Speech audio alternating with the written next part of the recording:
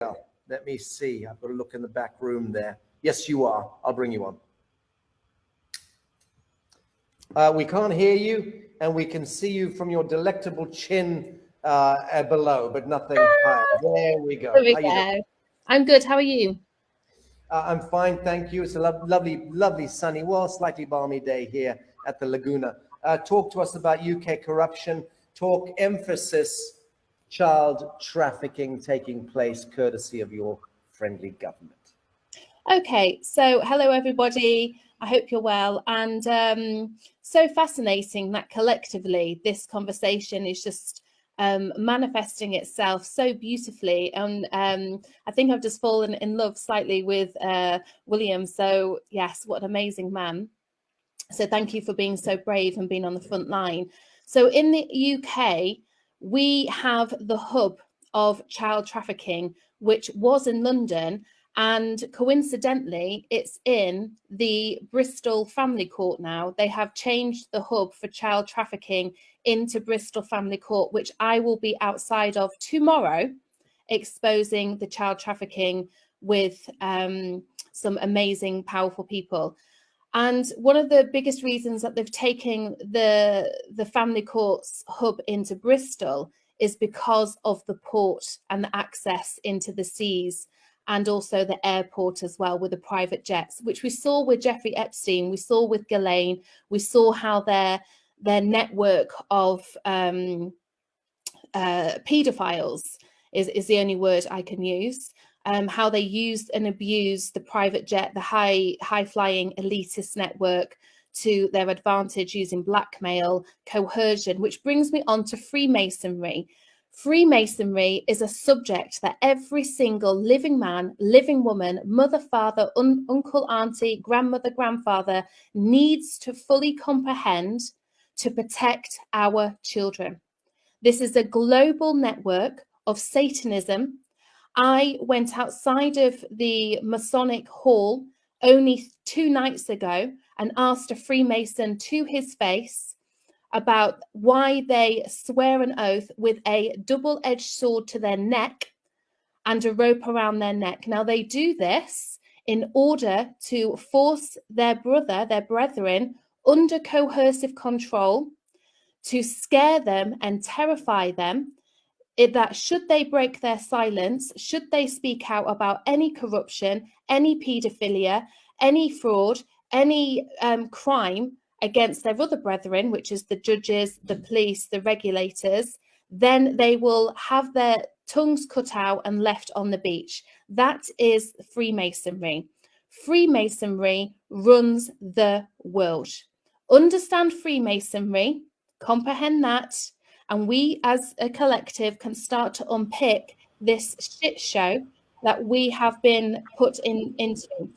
So in terms of where we are in England... Before you go on, I just need to qualify that point a bit with you, because I've spent many years meeting with different Freemasons. I'm not acting as an apologist here for those of you who like to think I'm a Vatican agent, but I do want to temper this with my own personal experience.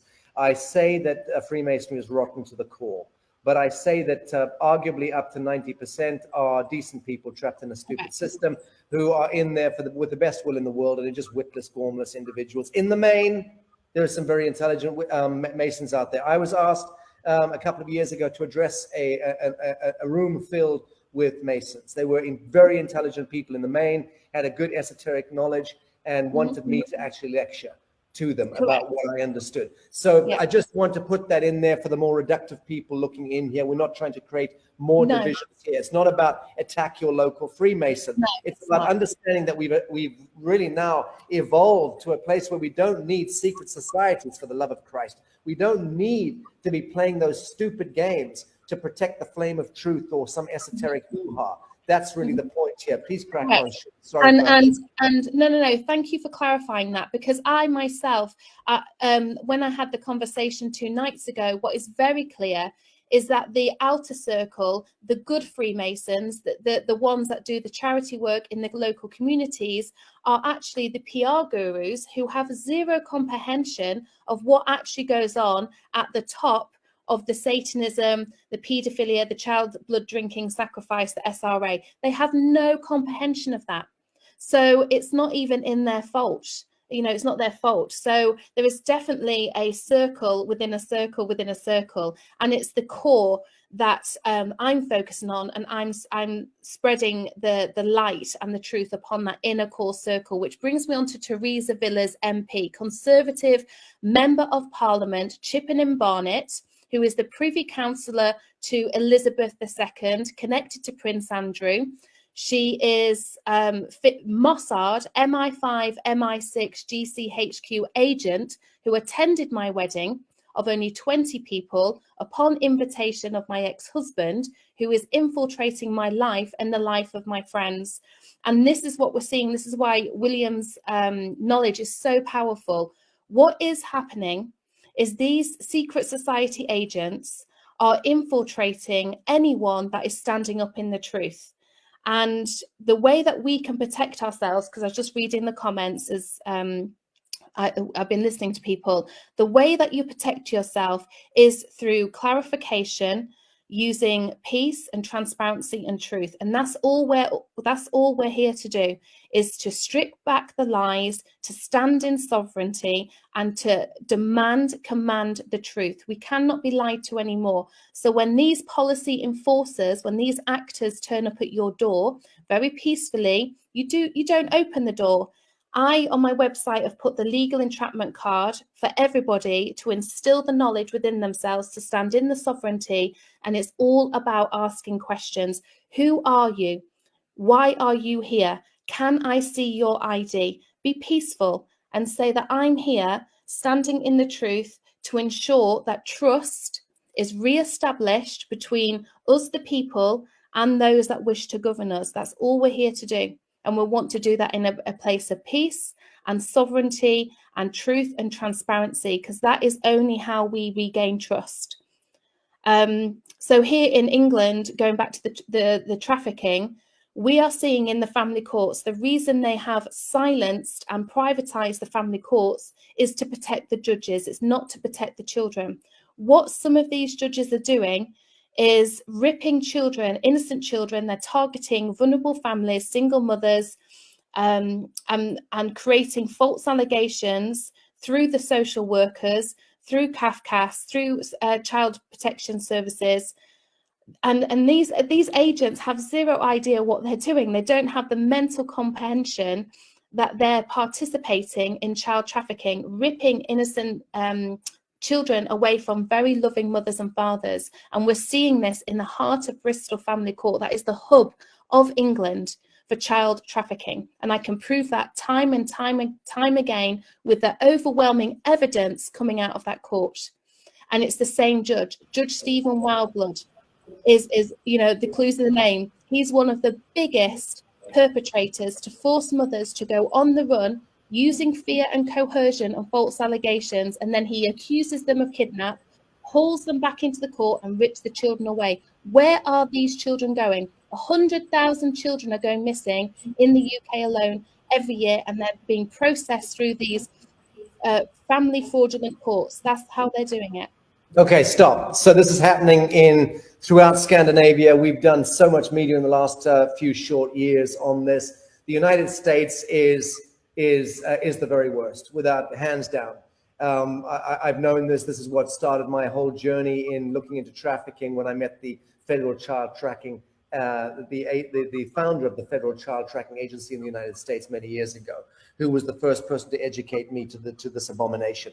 But we're talking about worldwide millions upon millions upon millions upon millions of children being trafficked. Now, there's one thing, snatching kids, unregistered kids off the streets in some developing nation and processing them into, you know, ritual harvest or pornography or slavery or whatever.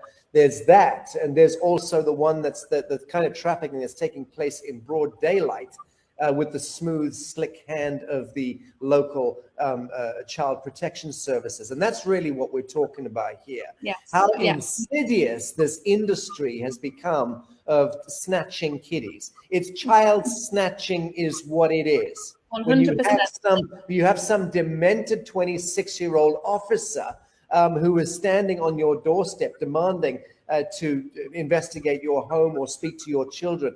It's become an absolute insanity by design. Again, this is not because governments developed these child protection services as part of a counterpoint to what was going on and the great concern for children. No, there are very few cases of people abusing children legitimately that governments can, should, and must interfere with.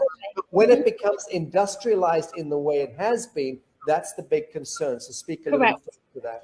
And so I'm seeing this since I've spoken up about my case, and this is where you know, I've just turned pain into power, because by speaking up and speaking out, what has happened is I've become a beacon of light, because what they're doing in the UK is these judges are putting gagging orders on these innocent mothers and fathers that are trying to scream as loud as they can that this is wrong, this is fraud, this is corruption, this is fraudulent paperwork. There's court hearings that don't even exist on the Ministry of Justice records, Sasha. You know, these are virtual hearings that are completely out of jurisdiction, completely recklessly out of the law. It's not the law that's the problem. It's not the system as a whole. It's the administration or the lack of administration. These select judges, these select social workers.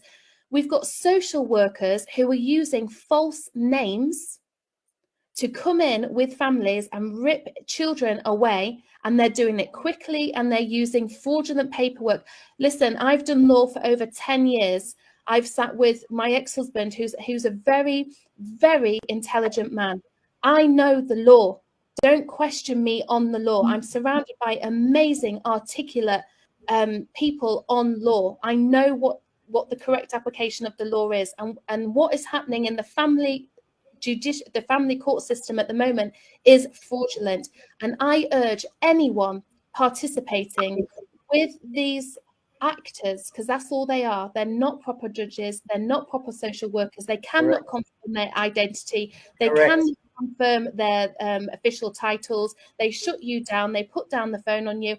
If they can't confirm who they are, you disengage. You do not report. They have no authority, they have no jurisdiction, and they have no morality whatsoever in the main. That is correct. Sian, thank you very much indeed for joining us today. And I know that next drop, we're going to be looking a bit more into the international landscape and using your incredible capacity as a top law researcher to be able to zero in on the grave travesties of justice being perpetrated through the presidential seals, the prime ministerial seals, those world leaders, those Bilderbergers who are moving against their oath from that high station. That's really we have to aim at those wet ink signatures and those seals. Absolutely. And just if I can just make the statement that I know there's so many people that need help. And I'm trying to put as much content out on my website as possible. So it's siangissing.com, just to protect yourself in your own home, the correct questions to ask to gain clarity on who these actors are. If they can't confirm who they are, you keep that door shut, you talk through a window, and you wear a body camera, and you protect yourself by documenting everything. Thanks, Sian. Much love, and thanks for joining us. Bye now. I'm dropping in my favorite new human, who I've met recently, Kyle Kemper, brother of or sibling of the Prime Minister of Canada, has to be said. But as I keep emphasizing, a man who I believe is a real visionary and has got an incredible handle on the